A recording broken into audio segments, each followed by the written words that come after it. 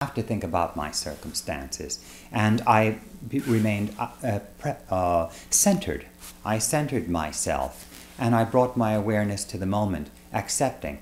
I did not have my attention in any particular direction. I was in the current moment. I did not jump to any conclusions about the circumstance. I remained in the unknowingness of the moment. And I allowed my senses to be active at that moment. I also needed to trust. No doubt about it. I needed to let go. Think about, I'm very interested in connecting with you, and however, I needed to let that go. Also, I needed to trust that there is a greater organizing principle operating in my affairs that is indeed connecting me and allowing me to function. So that is meditative placement. I'd like you to, of course, continue to investigate that, and that is a lifetime of work. It's a path, really, a practice, not an event, and a wonderful practice that can lead to enlightenment experiences and can help us to adjust to our enlightenment experiences. It also helps us to adjust to the presence of our emotional wounds. We adjust to the presence of our emotional wounds in much the same way as I did when I entered meditative placement. We need to let them go. We need to desert them rather than repair them, than defend ourselves against them. We need to discern that we are experiencing a memory and that it's not actually the event itself occurring. It is a path. It takes work and certainly takes some time to do. You might visit my site. I'm mindfulrecovery.com. Mindfulrecovery.com has a couple of questionnaires on it. There's one called the compensatory coping questionnaire, where, for example, maladjusted coping modes like looking good, being impressive, being judgmental, getting back. These types of activities are the maladjusted coping modes that really produce the preoccupation. They have an obsessive element, and they are what gets us stuck. We end up in the same situation once again with different players. We have talked about what schemas are and the nature of personal reality. We've talked about the attribution error of over-personalizing, and I would like to discuss enlightenment in terms of a schema perspective. And I'd like to start by talking about modalities, where schemas organize in particular types of modalities. For example, we have there's one modality of the healthy adult. First of all, we have a healthy adult modality. And one aspect of that is the competent healthy adult modality, which is characterized by competitiveness.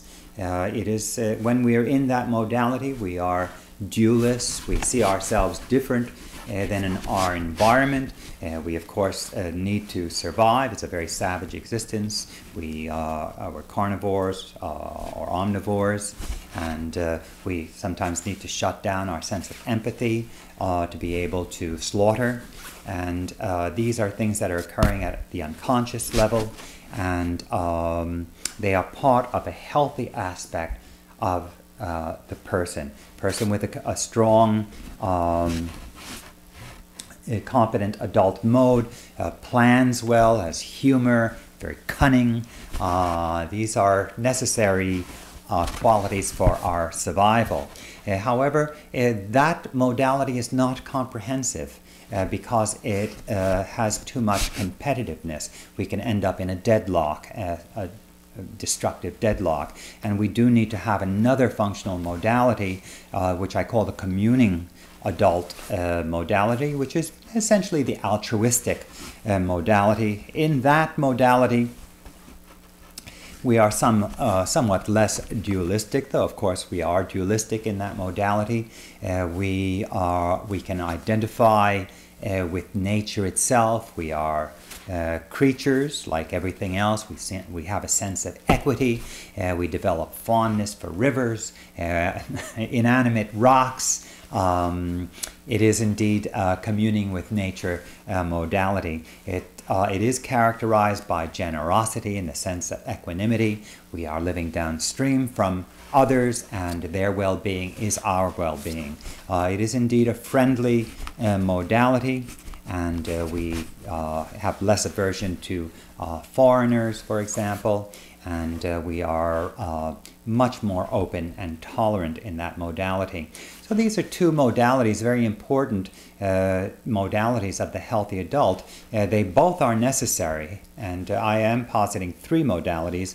The third modality is the cosmic adult modality, which has to do with meditative placement and its equivalents. In other words, meditative placement produces an awareness of the current moment. We do not jump to conclusions and remain in our senses to a great extent. That occurs also under different conditions. For example, sometimes grieving and great loss will produce that ironically favorable condition wherein we get quite a lot of distance from our conceptualizations, and we enjoy the exposure to what we are rather than who we are. And that's a very important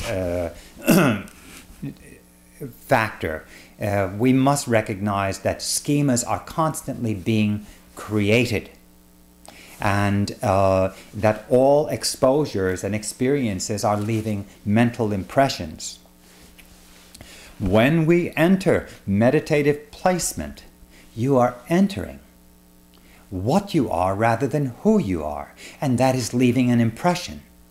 Therefore, you're beginning to generate inconceivable representations in your mind, and generating inconceivable possibilities for yourself through meditative placement.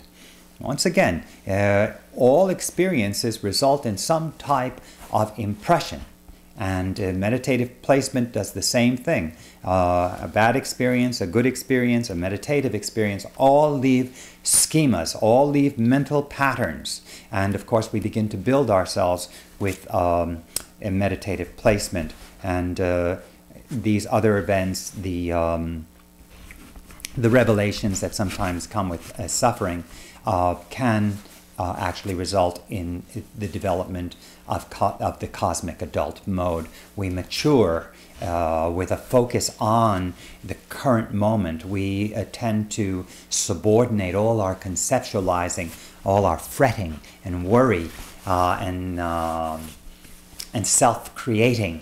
We let it go, and we are very much more in the present moment, and that does open up to a higher level of functioning, something that has been called flow, for example. We become much more experiential rather than conceptual. Very important. So there are three modalities that we're discussing.